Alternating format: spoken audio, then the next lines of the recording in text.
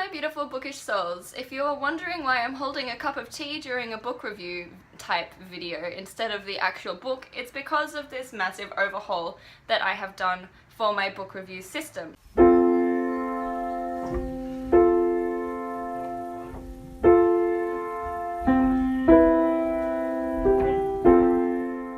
So obviously the first part of that overhaul was the blind book dates, which are replacing my spoiler-free reviews, so that I sort of basically am forcing myself to be more concise and just tell you the points about the book that I liked and that I would recommend the book for. The second part, of course, was the website reviews, and the website reviews were planned to work in conjunction with this video that I'm doing right now, which is the third part.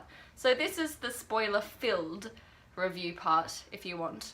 And I wanted these videos to have the feeling of more of a discussion space rather than me sort of preaching my thoughts at you guys. So this video and the comment space down below is basically the equivalent of you guys sitting on this bed with me right now with your own cups of tea, and I'm gonna tell you what I thought about the book, and then you guys, if you wish, can tell me what you thought about the book or about what I thought or about anything else in the world that you feel like needs to be discussed on this bed with this cup of tea. So, I've got my mug filled with a tea called Afternoon in Paris, which is kind of a twist on French Earl Grey, and this is the first time I've ever tried it, and it's delicious. I've written some points that I would like to make sure that I say at some point in this video, and I'm just going to chat at you, with you, one of the two. So the first thing that I kind of want to say about this book is kind of semi-negative-ish, not exactly positive, but not necessarily bad, and that is that I felt like the book really jumped around a lot in a very confusing way. So the basic format of the book was to sort of point out a particular point or event in Ta-Nehisi's life and then use that to kind of segue into some point of reflection or some kind of opinion. But I felt like as I was reading it, a lot of the time that sort of transition from event to opinion and then back to event was not really very easy to follow, and I'd often end up in the middle of reading a paragraph and being not really sure whether this paragraph was supposed to be related to the event that I'd just read on the previous page or if it was supposed to be related to something completely different.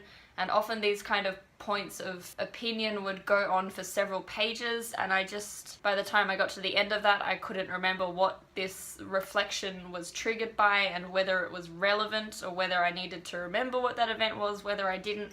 And that whole thing just kind of led to me feeling very confused. And I'm just wondering if anyone else who has read this felt that as well. And I'm wondering whether maybe a second reading would help with that, and whether that would help me actually keep track of the finer details of things once I've got that foundation in place. But then I don't know that I think it's worth a second read either. Another thing which I did talk about briefly in my blind book date was the sort of poetic nature of the writing, which I have said is kind of both a plus and a minus in my mind, because the poetry and the floral nature of the writing was really, really beautiful to read, and it meant that like every second sentence would have made a phenomenal quote in and of its own right, but it also kind of meant that I felt like I was trying to dig beneath all of this poetry to get at what he was really trying to say. And I just, as I was reading the book, I had this constant feeling that it was supposed to be an opinion piece, so there must have been a point to it, like there must have been some underlying message that he was trying to say that I was supposed to try and understand, and that this poetry and this floral nature over the top of like all of the writing was stopping me from being able to sort of get at that point that was lying underneath. And the thing about that, which I'm not sure about, is that I have watched an interview with Ta-Nehisi Coates about this book where he talks about the fact that it's kind of a reflection on the African American view of life in America, and if that's the case, if it's just a piece of reflection, then maybe it isn't supposed to have a point in the way that I was trying to get from it in the first reading. So I'm not really sure about that either. Like, there are definite points that I absolutely 100% did take away from this book and that I did get, but overall I felt like I was trying to read it as like a cohesive, like an essay, like an opinion essay, when perhaps it was more of like a stream of conscious type writing, and perhaps I was trying to get too much out of it when I should have been taking a step back and enjoying the images and the reflections that were coming through from the book. So again, handing it over to you guys. Tell me what you think about that. One more thing which doesn't sound particularly positive, I think I'm just getting the negatives out of the way first before I can move on to nicer things to talk about, was like the constant repetition of the word body. I do feel really uncomfortable saying anything negative about this book because of the fact that it is bringing to the forefront so many issues of racism, and I am a white woman who lives in privilege and has lived in privilege all of her life. I have this feeling, this underlying feeling, that I'm not allowed to say anything negative about it because I'm coming from that place of privilege. But I have to say, the word body was like repeated 4 or 5 times on a page sometimes, and it was like, we get that this is the image that you're trying to do, this is the metaphor you're trying to use, but using it too many times kind of weakens the power of it, where it was originally a really powerful metaphor, this really powerful way of saying this is how dangerous it is to be a black person in a racist society. Like, that's a powerful message. But using it so many times in one page, by the end of it, you're like, if I read the word body one more time, I'm gonna throw this book against the wall. I'm sorry. Let's just drink some tea and move on. See, look, now we're moving on to nice things, positive things. The things that he had to say about education absolutely hit home for me. I come from a family of people who are pretty much all teachers. Like my mother, my mother's sister, my grandparents on my mother's side, all of them are teachers, and they've all like passed their genetics onto me and passed that passion about education and about educating young children onto me as well. And that's why I want to go into childcare and early childhood education, is because of that passion. So the stuff that he was saying about, like, you know, the education system and the faults in the education system and the harms that it can have if you're not looking after young children and helping them develop and become functioning, smart, well-thinking, reasoning adults. If you don't do that, the problems that it can have, all of that stuff really stood out to me and was something that I absolutely just felt for. And the stuff that he was saying about his parents and the way they brought him up to question things and to find the answers himself was something that I was just completely in awe of. Like, that's what I want to do as a parent and as a teacher, is like make sure that I'm not just like telling them to believe something because I want them to, but giving them the tools to be able to reason for themselves and come up with an opinion for themselves, and hoping that if you give them the right tools, then they'll come to the right decision. That kind of like way of teaching children and educating children is what I want to be able to bring to any children that I come across.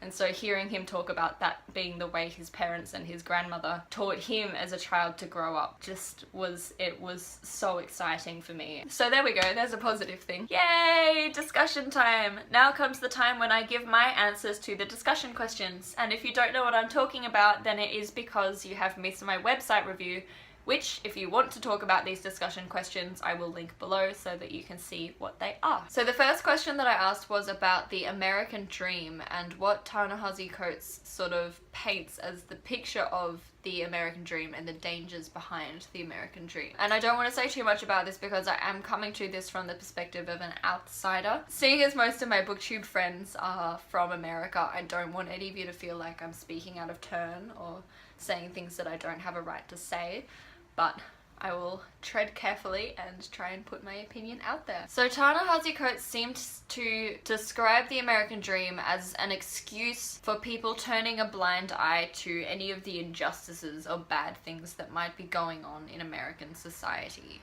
And I have seen stories where people do use that as an excuse not to help people who are in positions of poverty, in low socioeconomic classes, in minority groups. It seems to be this sort of concept of anyone can get to the top if they really want to. So if you're struggling or if you're in a place of lower privilege, then it's because you don't want to or because you're lazy. That is basically the essence of what I kind of took from the book, what Ta-Nehisi Coates was saying about how this American dream and this concept is being used to turn a blind eye to the history of racism in America and like this way of keeping people who are less privileged down and not allowing them to come into the fold, so to speak.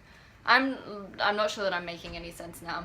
What I will say now is, to those of my booktube friends who are in America, please do educate me here. Let me know what you think the American dream stands for, whether you think it's a good thing, whether it's, you know, helping America, hindering America, whether it's something you're proud of. Like, just tell me what the American dream means to you, because obviously I'm only coming at this from someone who is not American. So educate me down below.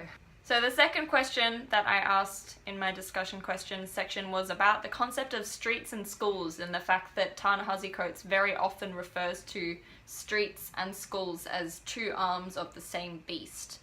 And basically I think my question was, what does this mean to you? Because I got very confused by this at times and couldn't really see what the beast was that these two arms were connected to. Probably because I was taking the metaphor very literally, and I was like, if this is schools and this is streets and they're two arms, then what's this part? Like, what is that? And so tell me what you thought that part was, because I still don't really know. The only thing that I really got from that was obviously the fact that Ta-Nehisi Coates was saying that the school system and the education system, which I touched on earlier in this video, is not really doing anything to help Black people in the communities that Ta-Nehisi Coates grew up in, at least, to progress and to make something of themselves once they leave school. So there's this sort of like oppressive education system that was basically forcing kids to either get nothing out of school or drop out of school, which then, you know, leads to high school dropouts, unemployment, and just being on the streets, and therefore raised likelihood of getting involved in crime or getting arrested without even being involved in crime. And so it was kind of this injustice of this cycle where it's like, can't stay in school because it's not actually giving you anything to progress, so you end up out of school and you end up arrested. That's not really a circle, is it? That's more of a line. It's like a train line where you want to be able to take a detour. So you're like, okay, I'm in school, I want to get an education and I want to progress this way, but like the train line is faulty and it won't let you go that way, so it always ends up taking you to the same station, which is like, get out and get in jail. I'm not really making sense here, and I'm sorry for that, but that was kind of the only thing that I took from it. And so then I was like, okay, well, that kind of makes sense, but then this is beyond the point.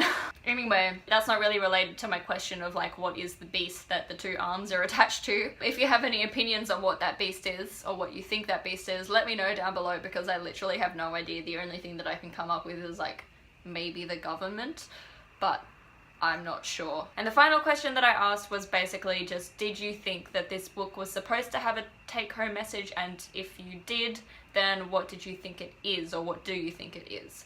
And basically the reason why I'm asking that is linked to what I was talking about earlier with that sort of concept of the fact that I didn't really understand what the main theme of the book was supposed to be, and that's what I was trying to do the most when I was reading it.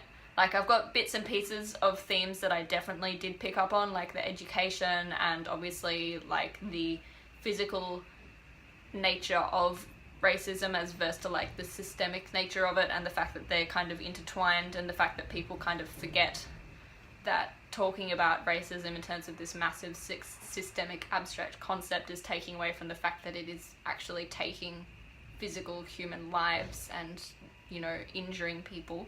I got that theme and like other bits and pieces of themes, but I didn't really see if there was supposed to be one message for me to take home from this book, which is what I thought I was supposed to do. So my question to you is, was I supposed to? If so, what did you think it was? Or was it basically just a stream of conscious piece of writing, and whatever themes and messages happened to fall into place with that stream of consciousness, and where that stream went was all that were required, and it wasn't supposed to be more cohesive? I don't know if that question made sense, but that is my final question. I think I've given you like 5 or 6 questions to answer, so if you are interested in discussing with me at all, comment your answers down below and I will have a chat with you, because that's all I really want to do. I will see you there, hopefully. If not, I will see you in another video, I am sure, and until then, stay classic. Why do I look so weird today? What's going on? I look like a wreck.